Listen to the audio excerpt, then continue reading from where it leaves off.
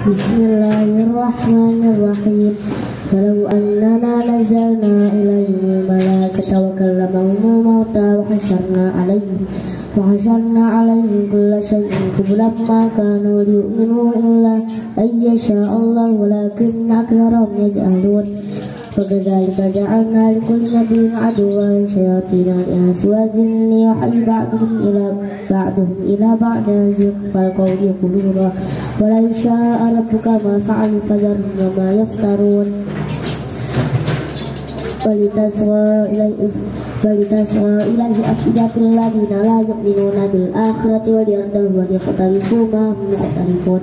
أفغير الله يبغي حكما وهو الذي أنزل إليكم الكتاب مفصلا والذين آتيناهم الكتاب يعلمون أنه منزل من ربك الحق فلا تكونن من الممتنين. وتمت كلمة ربك صدقا وعدلا لا مبدل لكلماته وهو السميع العليم. وإن تطع أكثر ما في الأرض يضلوك عن سبيل الله إن يتبعون إلا الظن وإن إلا يخرصون. إن ربك هو أعلم من يضل عن سبيله وهو أعلم بالمهتدين. فكلوا مما ذكر اسم الله عليه إن كنتم بآياته مؤمنين. وما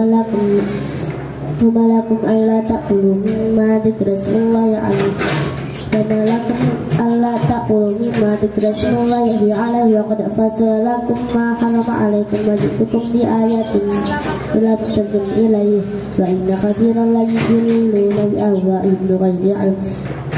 إن ربك هو أعلم بالمعتدين. وذروا ظاهر الإثم وباطنه إن الذين يكسبون الإثم سيجزون بما كانوا يقترفون. ولا تأكلوا مما لم يذكر اسم الله عليه وإنه لفسق وإن الشياطين لا يوحون إلى أوليائهم ليجادلوكم وإن أطعتموهم إنكم لمشركون. أومن كان ميتا فأحيينا وجعلنا له نورا يمشي به في الناس كمن مثله في الظلمات ليس بخارج منها أولئك كذلك زين للكافرين ما كانوا يعملون. وكذلك جعلنا في كل قرية أكابر مجرميها ليمكروا فيها وما يمكرون إلا بأنفسهم وما يشعرون. وإذا جاءتهم آية قالوا لن نؤمن حتى نؤتى مثل ما أوتي رسل الله أعلم حيث يجعل رسالته سيصيب الذين جرموا صغارا عند الله وعذاب شديد بما كانوا يمكرون. فمن يريد الله أن يهديه يشرح صدره للإسلام ومن يريد أن يضله ضيقا حرجا كأنما يصعد في السماء كذلك جعل الله الرجس على الذين لا يؤمنون. وهذا صراط ربك مستقيما قد فصلنا الآيات لقوم يذكرون. لهم دار السلام عند ربهم وهو وليهم بما كانوا يعملون. ويوم يحشرهم جميعا يا معشر الجن قد استكثرتم من الإنس فقال أولياؤهم من الإنس ربنا استمتع بعضنا ببعض وبلغنا أجلنا الذي أجلت لنا قال النار مثواكم خالدين فيها إلا ما شاء الله إن ربك حكيم عليم. وكذلك نولي بعضنا بعض الظالمين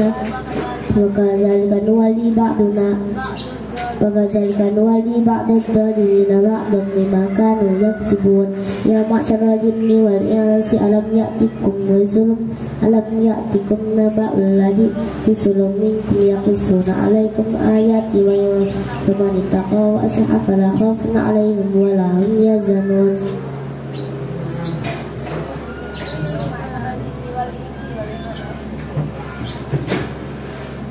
يا معشر الجن والإنس ألم يأتكم رسل منكم يقصون عليكم آياتي وينذرونكم لقاء يومكم هذا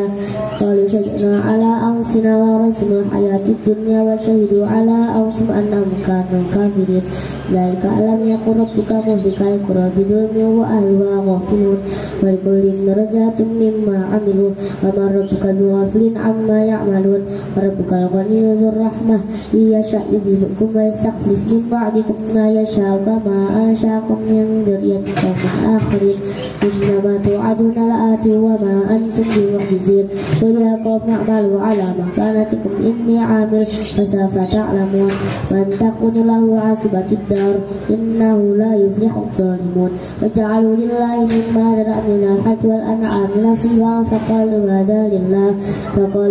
لله بزعمهم وهذا لشركائنا فما كان لله فوسع إلى شركائهم فليس إلى الله وما كان لله فوسع إلى شركائهم ساء ما يحكمون وكذلك زين لكثير من المشركين قتل أولادهم شركاءهم وهم يردون وليلبسوا عليهم دينهم فلو شاء الله ما فعل فذرهم وما يفترون فقالوا هذه أنعام وحرث لا يطعمها إلا من نشاء بزعمه وأنعام حرمت ظهورها وأنعام لا يذكرون اسم الله على افتراء عليه سيجزيهم بما كانوا يفترون فقالوا ما في بطون هذه الأنعام خالصة لذكورنا ومحرم على أزواجنا فإياكم من تنفعوا في شركاء سيجزيهم وصفهم إنه حكيم عليم قد خسر الذين قتلوا أولادهم سفها بغير علم وحرموا ما رزقهم الله افتراء على الله سيجزيهم قد ضلوا كانوا وما كانوا مهتدون وهو الذي أنشأ جنات معروشات وغير معروشات والنخل وزرعا مختلفا أكله والزيتون والرمان متشابها وغير متشابه كلوا من ثمره إذا أثمر وآتوا حقه يوم حصاده ولا تسرفوا إنه لا يحب المسرفين ومن الأنعام حمولة وفرشا كلوا مما رزقكم الله افتراء على الله ولا تتبعوا كلوا مما رزقكم الله ولا تتبعوا خطوات الشيطان إنه لكم عدو مبين 8 أزواج من الضأن 2 ومن المعز 2 قل أذكرين حرم أم الأنثيين أم اشتملت على الأرحام الأنثيين نبئوني بعلم إن كنتم صادقين ومن الإبل 2 ومن البقر 2 قل أذكرين حرم أم الأنثيين أم اشتملت على الأرحام الأنثيين أم كنتم شهداء إذ وصاكم الله بهذا فمن أظلم ممن ولا تتبع فمن أظلم ممن افترى على الله كذبا ليضل الناس بغير علم إن الله لا يهدي القوم الفاسقين قوم الظالمين ولا أجد فيما أوحي إلي محرما على طائم يطعمه إلا أن يكون ميتة أو دما مسفوحا أو لحم الخنزير فإنه رجس أو فسقا أهل لغير الله به فمن اضطر غير باغ ولا عاد فإن ربك غفور رحيم وعلى الذين هادوا حرمنا كل ذي ظفر ومن الإبل ومن البقر والغنم حرمنا عليهم شهومهما إلا ما حملت ظهورهما أو حوايا أو ما اختلط بعدم ذلك جزيناهم ببغيهم وإنا لصادقون فإن كذبوك فقل ربكم ذو رحمة واسعة ولا يرد بأسه عن القوم المجرمين سيقول الذين أشركوا لو شاء الله ما أشركنا ولا آباؤنا ولا حرمنا من شيء من دونه من شيء كذلك كذب الذين من قبلهم حتى ذاقوا بأسنا قل هل عندكم من علم فتخرجوه لنا إن تتبعون إلا الظن وإن إلا تخرصون فإن أنتم إلا تخرصون فلله الحجة البالغة ولا يرد بأس ولو شاء لهداكم أجمعين قل هلم شهداءكم الذين يشهدون أن الله حرم هذا فإن شهدوا فلا تشهد معهم ولا تتبع أهواء الذين كذبوا بآياتنا والذين لا يؤمنون بالآخرة هم بربهم يعدلون قل تعالوا أتل ما حرم ربكم عليكم ألا تشركوا به شيئا وبالوالدين إحسانا وبالوالدين إحسانا ولا تقتلوا أولادكم من إملاق نحن نرزقكم وإياهم ولا تقربوا الفواحش ما ظهر منها وما بطن ولا تقتلوا النفس التي حرم الله إلا بالحق ذلك وصاكم به لعلكم تعقلون ولا تقربوا مال اليتيم إلا بالتي هي أحسن حتى يبلغ أشده وفي الكيل والميزان بالقسط لا يكلف نفسا إلا وسعها إذا قلتم فاعدلوا ولو كان ذا قربى وبعهد الله أوفوا ذلكم وصاكم به لعلكم تذكرون وأن هذا صراطي مستقيما فاتبعوه ولا تتبعوا السبل فتفرق بكم عن سبيله ذلكم وصاكم به لعلكم تتقون ثم آتينا موسى الكتاب تماما على الذي أحسن وتفصيل الكتاب لكل شيء وهدى ورحمة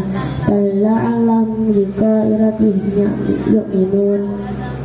هذا كتاب أنزلنا مبارك فاتبعوه واتقوا لعلكم ترحمون أن تقولوا لو أن أنزل عليه ولو أن تقولوا إنما أنزل عليه نزل الكتاب وعلى طائفتين من قبلنا فإن كنا عن دراستهم لغافلين أو تقولوا إنما أشرك آباؤنا ولا حرمنا أو تقولوا أن أنزل علينا الكتاب لكنا أهدى منهم فقد جاءكم بينة من ربكم وهدى ورحمة فمن أظلم ممن كتب بآيات الله وصدف عنها سنجزي الذين يصدفون عن آياتنا سوء العذاب بما كانوا يصدفون هل ينظرون إلا أن تأتيهم الملائكة أو يأتي بعض آيات ربك أو يأتي ربك أو يأتي بعض آيات ربك يوم يأتي بعض آيات ربك لا ينفع نفسا إيمان ولم تكن آمنت من قبل أو كسبت في إيمانها خيرا قل انتظروا إنا معكم منتظرين إن الذين فرقوا دينهم وقالوا شيعا لست منهم في شيء إنما أمرهم إلى الله ثم ينبئهم بما كانوا يفعلون من جاء بالحسنة فله عشر أمثالها ومن جاء بالسيئة فلا يجزى إلا مثلها وهم لا يظلمون قل إنني هداني ربي إلى صراط مستقيم دينا قياما ملة إبراهيم حنيفا وما كان من المشركين قل إن صلاتي ونسكي ومحياي ومماتي لله رب العالمين لا شريك له بذلك أمرت وأنا أول المسلمين قل أغير الله أبغي ربا وهو رب كل شيء ولا تكسب كل نفس إلا عليها ولا تزر وزرة وزر أخرى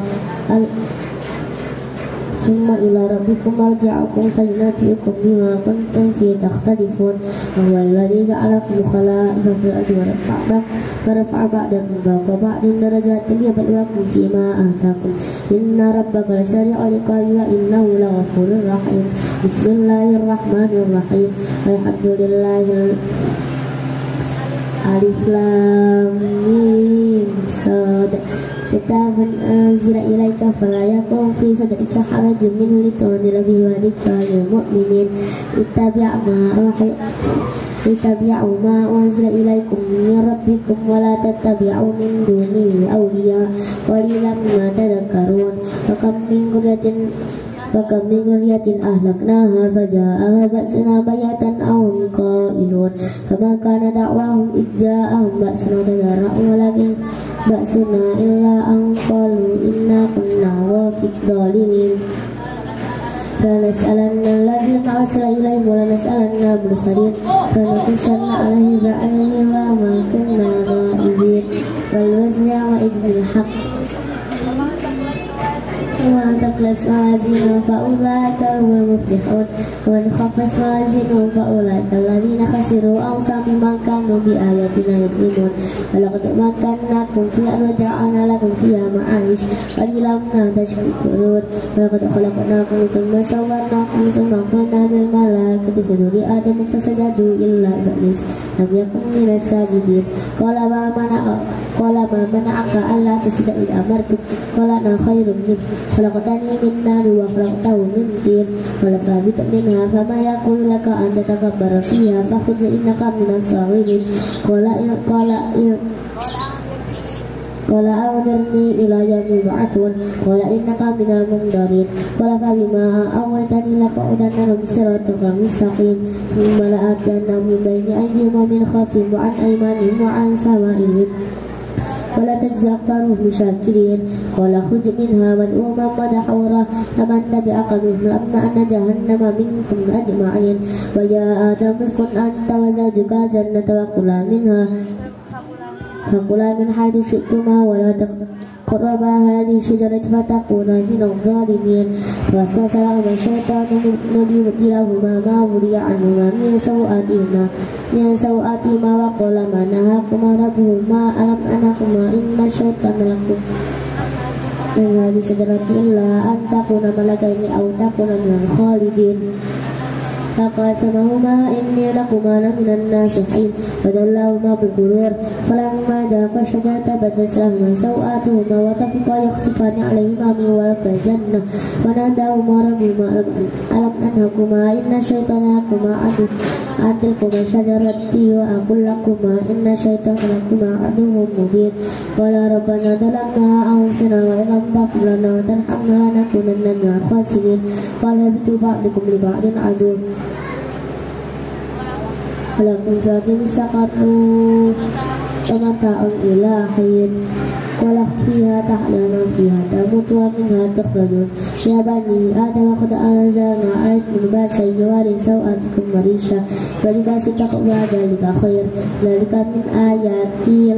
الله لعلهم يذكرون يا بني آدم لا يفتننكم الشيطان كما أخرج أبويكم من الجنة ينزعهما لباسهما ليريهما سوآتهما وطفقا يخصفان عليهما من ورق الجنة وناداهما ربهما ألم أنهكما إن الشيطان لكما عدو مبين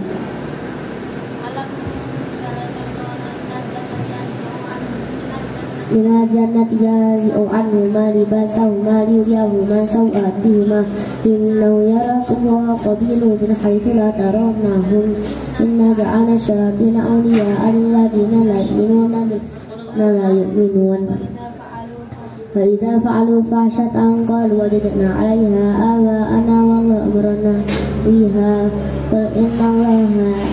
يأمركم بالفحشاء أتقولون على الله ما لا تعلمون قل أمر ربي بالقسط وأقيموا وجوهكم عند كل مسجد وكلوا واشربوا ولا تسرفوا إنه لا يحب المسرفين قل من حرم زينة الله التي أخرج لعباده والطيبات من الرزق قل هي للذين آمنوا في الحياة الدنيا خالصة يوم القيامة كذلك نفصل الآيات لقوم يعلمون قل إنما حرم ربي الفواحش ما ظهر منها وما بطن والإثم والبغي بغير الحق وأن تشركوا بالله ما لم ينزل به سلطانا وأن تقولوا على الله ما لا تعلمون ولكل أمة أجل فإذا جاء أجلهم لا يستأخرون ساعة ولا يستقدمون يا بني آدم خذوا زينتكم إما يأتينكم رسل منكم يقصون عليكم آياتي فمن اتقى وأصحى خوف عليهم ولا هم يحزنون والذين كذبوا بآياتنا واستكبروا عنها أولئك أصحاب النار هم فيها خالدون فمن أظلم ممن افترى على الله كذبا أو كذب بآياته أولئك ينالهم نصيبهم من الكتاب حتى إذا جاءت رسلنا يتوفون قالوا أين ما كنتم تدعون من دون الله قالوا ضلوا عنا وشهدوا على أنفسهم أنهم كانوا كافرين قال ادخلوا في أمم قد خلت من قبلكم من الجن والإنس في النار كلما دخلت أمة لعنت أختها حتى إذا اداركوا فيها قالت أخراهم لأولاهم ربنا هؤلاء أضلوا عن سواء السبيل يضلون فآتيهم عذابا يعفو ولكن لا تعلمون فقالت أولاهم لأولاهم وقالت أولاهم لأخراهم فما كان لكم علينا من فضل فذوقوا العذاب بما كنتم تكسبون إن الذين كذبوا بآياتنا استكبروا عنها لا تفتح لهم أبواب السماء ولا يدخلون الجنة حتى يلج جبل في سم الخياط وكذلك نجزي المجرمين ولهم من جهنم مهاد ومن فوقهم غواش وكذلك نجزي المجرمين وكذلك نجزي الظالمين والذين آمنوا وعملوا الصالحات لا يكلف نفسا إلا وسعها أولئك أصحاب النار جنة فيها خالدون ونزعنا ما في صدورهم من غل تجري من تحتها الأنهار وقالوا الحمد لله الذي هدانا ونزعنا ما في صدورهم فقالوا الحمد لله الذي هدانا لهذا وما كنا لنهتدي لولا أن هدانا الله لقد جاء سلسلة بما بالحق فنودوا أن تلكم الجنة أورثتموها بما كنتم تعملون ونادى أصحاب النار أصحاب النار أن قد وجدنا ما وعد ربكم حقا ما وعدنا ربنا حقا فوجدتم ما وعد ربكم حقا قالوا نعم فأذن مؤذن بينهم اللعنة الله على الظالمين الذين يصدون عن سبيل الله ويبغون عوجا عن بالآخرة كافرون وبينهما حجاب وللأعراف رجالا يعرفونهم بسيماهم قالوا نقول لهم بسيماهم قالوا ما ونادوا أصحاب الجنة أن سلام عليكم لم يدخلوها وهم لا يطمعون فإذا صرفت أبصارهم تلقاء أصحاب النار قالوا ربنا لا تجعلنا مع القوم الظالمين ونادى أصحاب الأعراف رجالا يعرفونهم بسيماهم قالوا ما أغنى عنكم جمعكم وما كنتم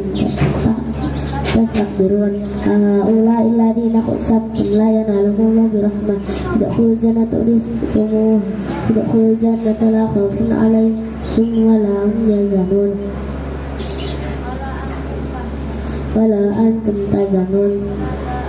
ونادى أصحاب النار أصحاب الجنة أن أفيضوا علينا من الماء أو مما رزقكم الله قالوا إن الله حرم قالوا ضلوا عنا وشهدوا على أنفسهم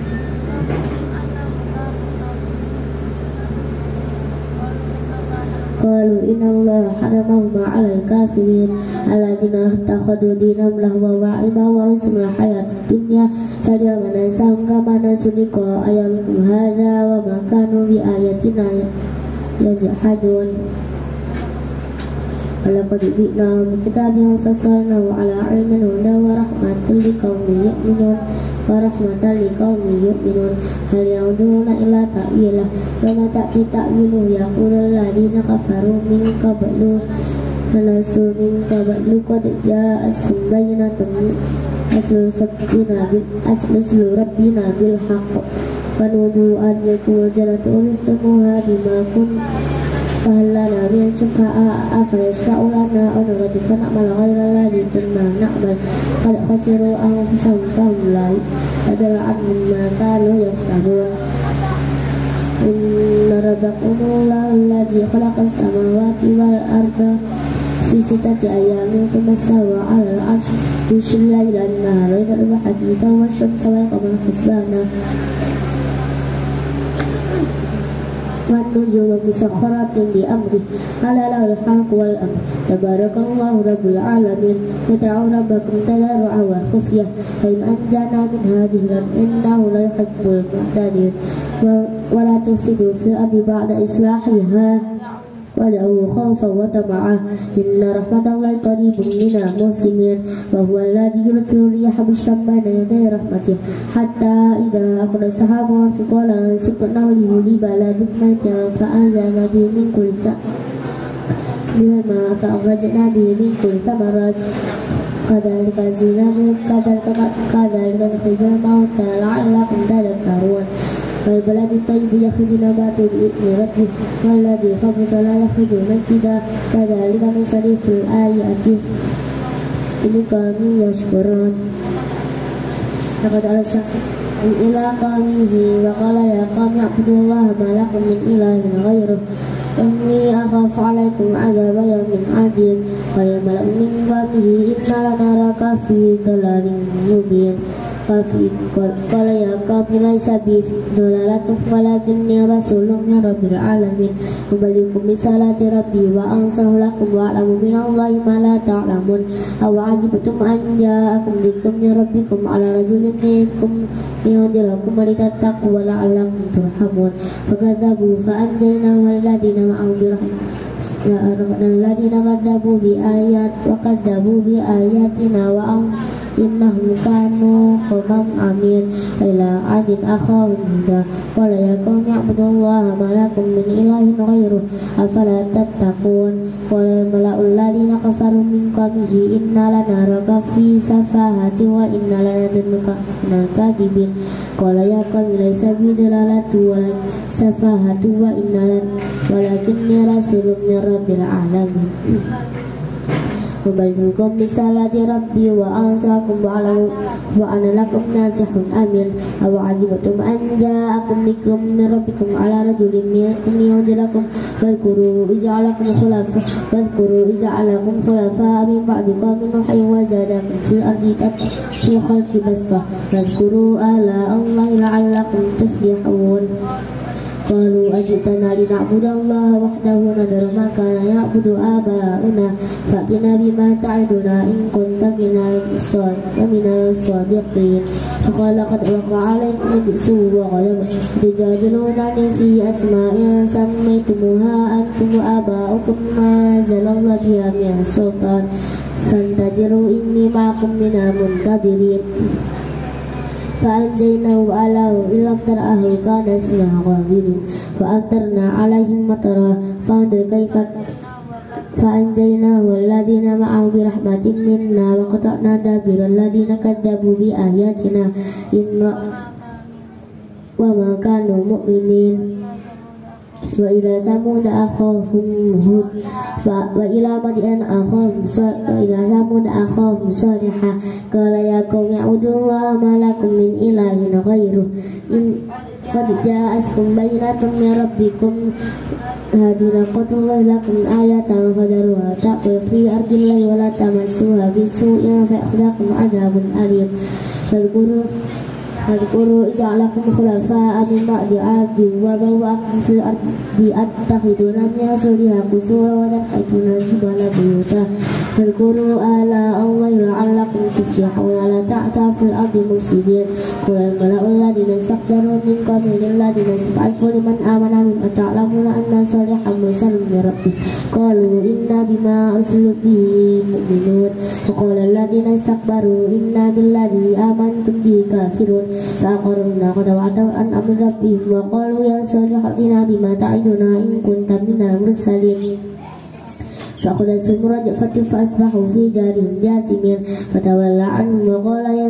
فقال يا قوم اعبدوا الله فقال يا قوم لقد أبلغتكم رسالة ربي ونصحت لكم ولكن لا تحبون الناصحين ولوطا إذ قال لقومه أتأتون الفاحشة ما سبقكم بها من أحد من العالمين إنكم لتأتون الرجال شهوة من دون النساء بل أنتم قوم مسرفون وما كان جواب قومه إلا أن قالوا أخرجوه من قريتكم إنهم أناس يتطهرون فأمطرنا عليهم فأنجيناه وأهله إلى ابتلاه كان من الغابرين فأمطرنا عليهم مطرا فانظر كيف كان عاقبة المجرمين وإلى مدين أخاهم شعيبا قال يا قوم اعبدوا الله ما لكم من إله غيره قد جاءتكم بينة من ربكم هذه ناقة فأوفوا الميزان ولا تبخسوا الناس أشياءهم ولا تفسدوا في الأرض بعد إصلاحها ذلكم خير لكم إن كنتم تعملون مؤمنين ولا تقعدوا بكل صراط تعيدون وتصدون عن سبيل الله من آمن به وتبغونها عوجا واذكروا إذ كنتم قليلا فكثركم وانظروا كيف كان عاقبة المفسدين وإن كانت طائفة منكم آمنوا بالذي أرسلت به وطائفة لم يؤمنوا فاصبروا حتى يحكم الله بيننا وهو خير الحاكمين